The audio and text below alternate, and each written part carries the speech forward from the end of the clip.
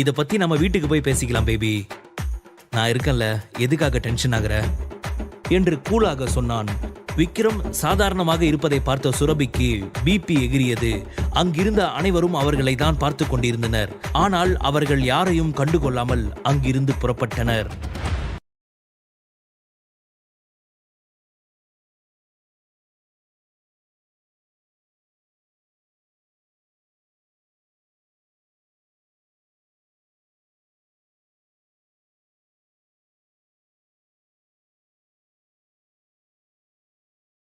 பத்திரமா பாத்துக்க கூடவா தெரியாது?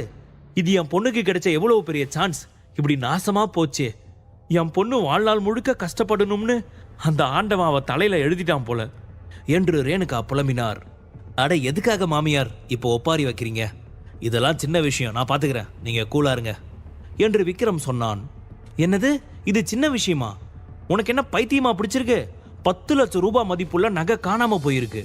இதை போய் சின்ன விஷயம்னு சொல்ற? ஏமாப்ல, நீங்க தானே என் பொண்ணோட அசிஸ்டண்டா அங்க இருக்கீங்க. இன்னும் கொஞ்சம் ஜாக்கிரதையா இருந்திருக்கலாமே. சுரபி டிசைன் பண்ண நகையை அவளோட அசிஸ்டன்ட் தான் ஜாக்கிரதையா பார்த்துக்கணும். அந்த ஒரு வேலையை கூட இவனால உருப்படியா பண்ண முடியல. சரி, நகை தான் தொலைஞ்சு போச்சு, அப்புறம் என்ன பண்ணிருக்கணும்? அதுக்காக எல்லார்கிட்டையும் மன்னிப்பு கேட்டு பிரச்சனையை பெருசு பண்ணாம இருக்கிறத விட்டுட்டு நாளைக்கு எக்ஸிபிஷன்ல அந்த நகையை வைப்போம்னு இவன் எல்லாரும் முன்னாடியும் சொல்லியிருக்கான். இப்ப எங்கிருந்து அந்த நகையை கண்டுபிடிக்கிறது?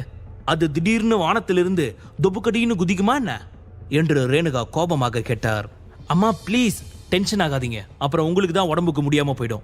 நீங்க நினைக்கிற அளவுக்கு இது அவ்வளவு பெரிய விஷயம் இல்லை என்று சுரபி சொன்னாள். இங்க பாரு சுரபி, நீ மட்டும்தான் எங்களோட ஒரே நம்பிக்கை. இந்த எக்ஸிபிஷன் தான் உன்னோடைய திறமையை நிரூபிக்க உனக்கு கிடைச்ச ஒரே சான்ஸ். இதை மட்டும் நீ மிஸ் பண்ணிட்ட, உன்னை அவங்க வேலையை விட்டு மட்டும் தூக்க மாட்டாங்க. இனி ஜோதி டவர்ஸ்ல கால் வைக்க முடியாதபடி பண்ணிடுவாங்க என்று ரேணுகா கவலையுடன் சொன்னார். உன்னை வேலையை விட்டு தூக்கினாலும் பரவாயில்ல, உன்னால டைரக்டரா இருக்க முடியலனாலும் பரவாயில்ல.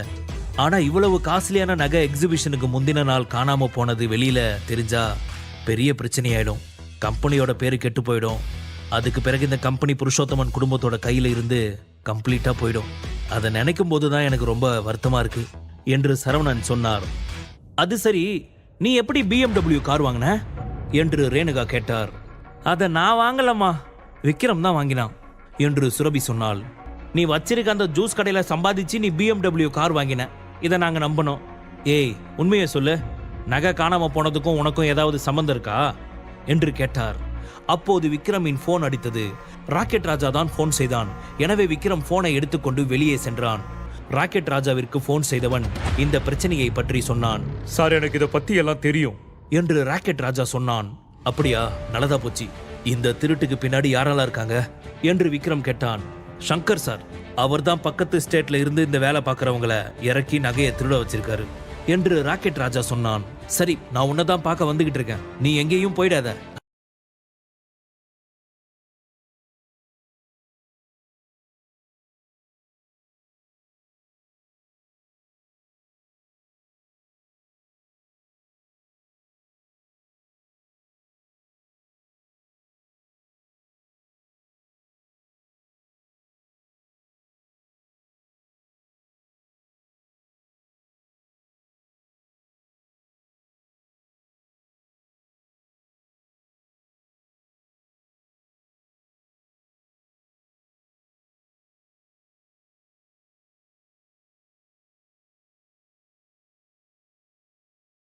பேசும்போது அவன் கண்களில் அதீத வெறுப்பு தெரிவதை விக்ரம் பார்த்தான். நான் டேவிட் கிட்ட பேசணும், சீக்கிரம் ஒரு மீட்டிங்கை ஃபிக்ஸ் பண்ணு என்று விக்ரம் சொன்னான். சார், அவன்லாம் நம்ம இடத்துக்கு வரமாட்டான், அவங்கிட்ட பேசணும்னா நாம தான் அங்க போகணும் என்று ராக்கெட் ராஜா சொன்னான். என்ன ராக்கெட் ராஜா, அங்க வர பயமா இருக்கா என்று விக்ரம் கேட்டான். உண்மை அதுதான் சார், அங்க வர எனக்கு சுத்தமா தைரியம் இல்லை. ஆனா நீங்க கூப்பிட்டு எப்படி வராம இருப்பேன்? நான் கண்டிப்பா வரேன் சார் என்று ராக்கெட் ராஜா சொன்னான். அடுத்த 1 மணி நேரத்தில் அவர்கள் இருவரும் டேவிட்டின் இடத்தில் இருந்தனர். டேவிட் இருக்கும் இடம் ஒரு பழைய தொழிற்சாலை போல தெரிந்தது. உள்ளே பழைய இரும்புகள் அனைத்தும் ஆங்காங்கே சிதறி கிடந்தன. அப்போது அங்கு வந்த டேவிட், என்ன ராக்கெட் ராஜா, எப்படி இருக்க? பார்த்து ரொம்ப நாள் ஆச்சு, சௌக்கியமா என்று கேட்டான். நீங்க பார்ப்பா, நீ என்கிட்ட விசாரிக்க வேண்டிய அவசியம் இல்லை, நேரடியா விஷயத்துக்கு வா. நான் இங்க உன் கூட சண்டை போட வரல, நீ பிடிச்சி வச்சிருக்க என் ஆட்களை எல்லாம் கூட்டிட்டு போக தான் வந்திருக்கேன். ஒழுங்கா அவங்களை என் கூட அனுப்பிடு என்று ராக்கெட் ராஜா சொன்னான். அப்படியா, நீ சண்டை போட வரலனா எதுக்காக உன் கூட ஆளுங்களை கூட்டிட்டு வந்திருக்க என்று டேவிட் கேட்டான். உன்னை பார்க்க வரும்போது வெறுங்கையை வீசிட்டு வர முடியுமா என்ன? நானும் முன்னேற்பாடோட தானே வரணும் என்று ராக்கெட் ராஜா கேட்டான். ஓ அப்படியா என்ற டேவிட், டேய் ராக்கெட் ராஜாவோட ஆளுங்களை விடுங்கடா என்று தன் ஆட்களிடம் சொன்னான். அவன் கட்டளை இட்டதும் டேவிட்டின் ஆட்கள் ஒரு அறைக்குள் சென்று ராக்கெட் ராஜாவின் ஆட்களை அழைத்து வந்தனர். இங்க பாரு, கொஞ்ச நாளா நீ என்கிட்ட எந்த பிரச்சனையும் பண்ணாம இருந்த. ஆனா இப்போ திரும்பவும் நீ உன் ஆட்களை என் இடத்துக்கு அனுப்பி வச்சிருக்க. அதனால தான் நான் அவங்கள பிடிச்சு வைக்கிற மாதிரி ஆயிடுச்சு. சரி, உன் ஆட்களை கூட்டிட்டு கிளம்பு என்று கூலாக சொன்ன டேவிட், அது சரி, உன் பக்கத்துல இருக்கிற ஆள் யாரு என்று கேட்டான். அவரோட வேலைக்காக தான் நான் என் ஆட்களை உன் இடத்துக்கு அனுப்புனேன் என்று ராக்கெட் ராஜா சொன்னான். டைகர் தயாக்காகவா என்று டேவிட் கேட்டான். அதுவரை அமைதியாக இருந்த விக்ரம், டைகர் தயா எங்க என்றான். டைகர் தயா இங்க வா, உன்னை பார்க்க கெஸ்ட் வந்திருக்காங்க, கொஞ்சம் வெளியில வந்து உன் முகத்தை அவங்க கிட்ட காட்டிட்டு போ என்று டேவிட் சத்தமாக சொன்னான். அப்போது அங்க வந்த ஒருவன், நான் தான் டைகர் தயா என்றான். அவனை அடித்து சாய்க்க விக்ரமிற்கு அதிக நேரம் எடுக்காது. ஆனால் அவன் இந்த விஷயத்தை பேசி தீர்த்து கொள்ளலாம் என்று நினைத்தான். நீதான் புருஷோத்தமன் குரூப் ஆஃப் இண்டஸ்ட்ரியில இருந்து கிங் ஆஃப் தி வேர்ல்ட திருடினியா என்று விக்ரம் கேட்டான். இந்த பிரச்சனையை சண்டை இல்லாமல் சுமூகமாக தீர்ப்பதற்காக விக்ரம் தன்னை தானே தாழ்த்தி கொள்ள வேண்டி இருந்தது. நீ எதுக்காக இப்போ அந்த நகையை பத்தி விசாரிக்கிற? அதை பத்தி கேட்க உனக்கு என்ன ரைட்ஸ் இருக்கு என்று டைகர் தயா கேட்டான். டே தயா, வாய அடக்கி பேசு, இவர் தான் எனக்கு குரு, காட்ஃபாதர் எல்லாமே என்று ராக்கெட் ராஜா பெருமையாக சொன்னான். அவன் அவ்வாறு சொன்னதும் டேவிட் விக்ரமை சந்தேகத்துடன் பார்த்தான். கிங் ஆஃப் தி வேர்ல்டு உங்ககிட்ட இருக்கா இல்லையா, அதுக்கு மட்டும் பதில் சொல்லு. விக்ரமிற்கும் அந்த நகைக்கும் என்ன சம்பந்தம் என்று யோசித்த டேவிட் பின்னர் சத்தமாக சிரித்தான். எந்த வேலை வெட்டிக்கு போகாம பொண்டாட்டி வீட்டோட மருமகனா இருக்கிற புருஷோத்தமன் குடும்பத்தோட மருமகன் நீ தானே? எவ்வளவு தைரியம் இருந்தா என் இடத்துக்கே வந்து நீ இப்படி பேசுவ என்று டேவிட் கேட்டான். விடுப்பா, இவங்கிட்ட உண்மையை சொல்றதால என்ன ஆகிட போகுது என்று டேவிட்டிடம் சொன்ன டைகர் தயா, 2 நாளைக்கு முன்னாடி சங்கர் என்கிட்ட அந்த நகையை திருடி என்னையே அதை வச்சுக்க சொன்னான். ரிஸ்க் கம்மி, லாபம் அதிகம்னு நினைச்சு அதுக்கு ஒத்துக்கிட்டு நான் தான் அந்த நகையை ஆட்டையை போட்டுட்டேன், அவ்வளவுதான் என்றான். பின்னர் ராக்கெட் ராஜாவை ஆச்சரியத்துடன் பார்த்தவன், ஏன்பா ராஜா, நீ எவ்வளோ பெரிய ஆளு, இந்த மொத்த ஸ்டேட்டையும் உன் கண்ட்ரோலில் வச்சிருக்கவன், நீ போய் இவனுக்கு பயப்படலாமா? இவன் போய் உன்னோட குருன்னு சொல்ற, உனக்கு என்ன பைத்தியமா பிடிச்சிருக்கு என்றான். விக்ரம் கோபத்தை கட்டுப்படுத்தி தன் கைகளை முறுக்கினான். ஏன்பா ராஜா, நீ எவ்வளோ பெரிய ஆளு, இந்த மொத்த ஸ்டேட்டையும் உன் கண்ட்ரோலில் வச்சிருக்கவன், நீ போய் இவனுக்கு பயப்படலாமா? இவன் போய் உன்னோட குருன்னு சொல்ற, உனக்கு என்ன பைத்தியமா பிடிச்சிருக்கு என்றான். விக்ரம் கோபத்தை கட்டுப்படுத்தி தன் கைகளை முறுக்கினான். டேய், என்ன என் இடத்துக்கே வந்து எனக்கே வார்னிங் கொடுக்குறியா? இந்த ராக்கெட் ராஜா உன்னை பார்த்து பயந்தா நானும் பயப்படுவேன்னு நினைக்கிறியா? நான் சொல்றத நல்லா கேட்டுக்கோ. அந்த நகை என்கிட்ட தான் இருக்கு, அதை திருட நான் தான் என் ஆளுங்களை அனுப்புனேன். நீ இப்ப என்ன பண்றதா இருக்க என்று டேவிட் கேட்டான். டேவிட்டின் ஆணவத்தை பார்த்து ராக்கெட் ராஜாவிற்கு கோபம் வந்தது. இங்க பாரு டேவிட், நீ என் எதிரியா இருந்தாலும் நான் உனக்கு நல்லது பண்ணணும்னு தான் நினைக்கிறேன். ஒழுங்கா அந்த நகையை விக்ரம் சார் கிட்ட கொடுத்துட்டு அவர் காலில் விழுந்து மன்னிப்பு கேளு. அவர் உன்னை போனா போகுதுன்னு விட்டுடுவாரு. அப்படியே அவரோட ஆளாவும் மாறிடு என்று ராக்கெட் ராஜா சொன்னான். டேய், என்ன திமிரா? நான் இவன் காலில் விழுந்து மன்னிப்பு கேட்கணுமா? என் முன்னாடி பேசவே பயப்படுறோம் நீ எல்லாம் எனக்கு அட்வைஸ் பண்றியா? ஒழுங்கா வாய மூடு, இல்ல நான் இந்த பூமியில நீ இருந்ததுக்கான தடயமே இல்லாம பண்ணிடுவேன் என்று டேவிட் கர்ஜித்தான். அப்போது விக்ரமின் போன் அடித்தது. அவன் எந்தவித பதட்டமும் இன்றி சாதாரணமாக போனை எடுத்தான். விக்ரம் சார், நீங்க ஏதோ பிரச்சனையில இருக்கிறதா ஆனந்த் சொன்னா, நான் உங்களுக்கு ஏதாவது ஹெல்ப் பண்ணணுமா என்று அஜய் கேட்டான். விக்ரமின் ஆட்டிடியூட் டேவிட்டை மிகவும் கோபப்படுத்தியது. என்னடா இது, நான் இவன் நெத்திக்கு நேரா துப்பாக்கியால குறி வச்சிருக்கேன், ஆனா இவன் எந்த பயமும் இல்லாம போன் பேசிக்கிட்டு இருக்கான். இவனுக்கு என்ன பார்த்தா எப்படி தெரியுது என்று யோசித்த டேவிட் அவனை பயமுறுத்துவதற்காக அவன் காலை நோக்கி சுட்டான். ஆனால் விக்ரம் கண்ணிமைக்கும் நேரத்தில் அந்த இடத்தை விட்டு நகர்ந்து விட்டான். அப்போதும் அவன் போனை வைக்கவில்லை. டேவிட்டை பார்த்து நக்கலாக சிரித்தபடி போன் பேசிக் கொண்டிருந்தான். அதை பார்த்த டேவிட் மீண்டும் சுட்டான். ஆனால் விக்ரம் புயலை போல அங்கிருந்து நகர்ந்து தப்பிவிட்டான். என்னடா நடக்குதுங்க என்று நினைத்தபடி அனைவரும் விக்ரமை திகைப்புடன் பார்த்தனர். போன் பேசி முடித்த விக்ரம், டேய், என்னெல்லாம் சாதாரண தோட்டாக்களால ஒன்றும் பண்ண முடியாது, புரியுதா? கடைசியா கேட்கிறேன், அந்த நகையை தருவியா மாட்டியா என்று விக்ரம் கூலாக கேட்டான். இதுவரை டேவிட் முன்பு ஒருவரும் இப்படி பேசியதில்லை. அதனால் டேவிட் மிகவும் கோபமடைந்தான்.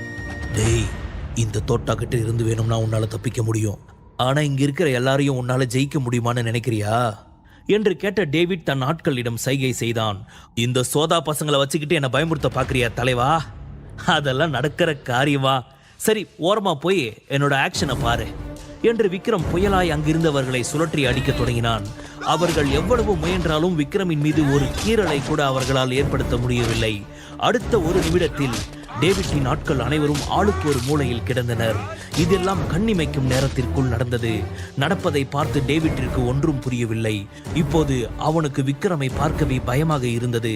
இவனுக்கு பேய் ஏதாவது பிடிச்சிடுச்சா என்ன இப்படி அடிக்கிறான் என்று நினைத்த டேவிட் விக்ரம் தன்னை நோக்கி வருவதை பார்த்தவன், வேண்டாம் என்கிட்ட வராத, அப்புறம் பேஜார் ஆயிடும் பாத்துக்க என்றவன், டேய் யாராவது வந்து இவங்கிட்ட இருந்து என்ன காப்பாத்துக்கடா என்று தன் ஆட்களை பார்த்து கத்தினான்.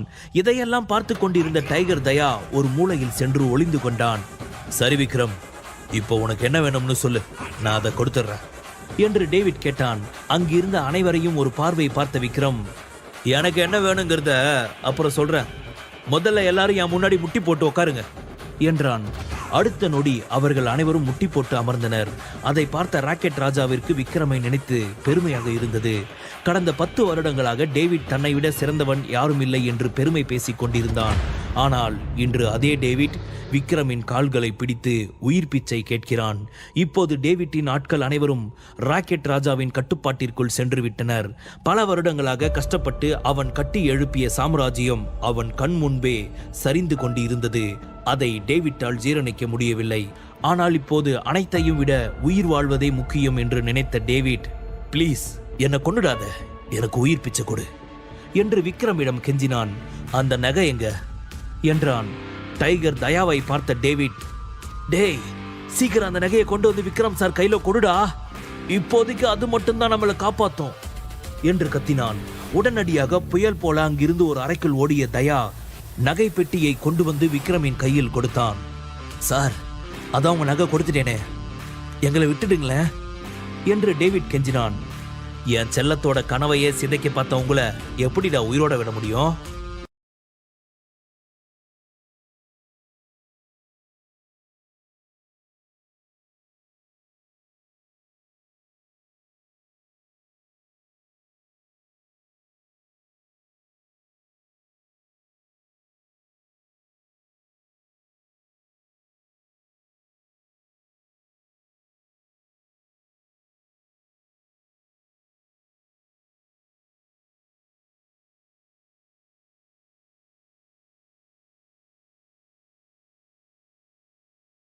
பார்த்தான்.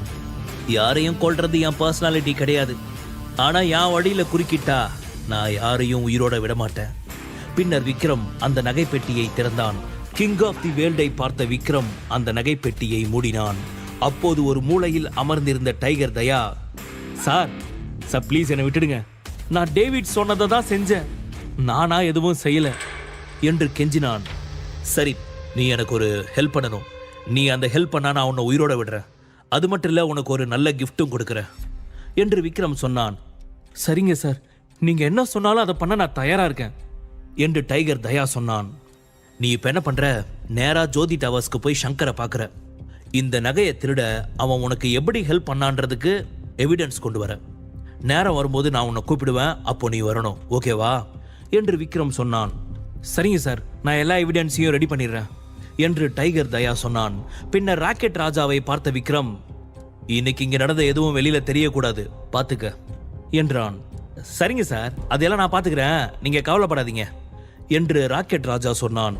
இனி இந்த டேவிட்டோட ஆட்கள் அவன் டீல் பண்ணிக்கிட்டு இருந்த விஷயம் எல்லாத்தையும் நீயே பாத்துக்கோ, சரியா என்று விக்ரம் சொன்னதும், சரிங்க சார் ராக்கெட் ராஜா சந்தோஷமாக சொன்னான். பின்னர் விக்ரம் அங்கிருந்து கிளம்பி வீட்டிற்கு சென்றான். மறுநாள் காலை விக்ரம், சுரபி இருவரும் கிளம்பி விஜய் பார்க் ஹோட்டலுக்கு காரில் சென்று கொண்டிருந்தனர். கௌதம் காரை ஓட்டிக் கொண்டிருந்தார். விக்ரம் கார் சீட்டில் வசதியாக சாய்ந்து கண்ணை மூடி ஹெட்செட்டில் பாட்டு கேட்டுக் கொண்டிருந்தான். அடுத்த சிறிது நேரத்தில் கார் விஜய் பார்க் ஹோட்டல் முன்பு நின்றது. அன்று விஜய் பார்க் ஹோட்டல் பார்க்கவே அழகாக இருந்தது. நகைகளை மதிப்பீடு செய்வதற்காக நகை தொழிலில் சிறந்த வடிவமைப்பாளர்களின் தொழில்நுட்ப வல்லுநர்கள் அழைக்கப்பட்டு இருந்தனர். மேலும் 100க்கும் மேற்பட்ட பிரபலங்கள் வந்திருந்தனர். Vijay park hotel parking area முழுவதும் சொகுசு கார்களாக நின்று இருந்தன. சுரபியும் விக்ரமும் காரில் இருந்து இறங்கி நேரடியாக கண்காட்சி நடைபெறும் இடத்திற்கு சென்றனர். கண்காட்சி நடைபெறும் இடம் பணத்தை கொட்டி அலங்கரிக்கப்பட்டு இருந்தது. அனைத்து இடத்திலும் சிவப்பு கம்பளம் விரிக்கப்பட்டு இருந்தது. சுரபி ஆர்வமாக அந்த இடத்தை சுற்றி பார்த்தாள். இதுவரை அவள் நகை கண்காட்சிக்கு சென்றதில்லை. எனவே இந்த இடத்தை பார்க்கும் போதே அவளுக்கு உற்சாகமாக இருந்தது. ஆனால் இந்த நகைகளுக்கு இடையே அவள் வடிவமைத்த நகை இருந்திருந்தால் இன்னும் நன்றாக இருந்திருக்கும். அதை நினைக்கும் போது சுரபிக்கு வருத்தமாக இருந்தது. ஹலோ சீஃப் டிசைனர், நீங்களும் இந்த எக்ஸிபிஷனுக்கு வந்திருக்கீங்களா? பரவாயில்லையே, உங்களுக்கு ரொம்ப தைரியம்தான் என்று அருகில் இருந்து ஒரு குரல் கேட்டது. அவர்கள் இருவரும் திரும்பி பார்த்தபோது கிருத்திகா அவர்களை பார்த்து நக்கலாக புன்னகைத்தபடி வருவது அவர்களுக்கு பார்வையில் விழுந்தது.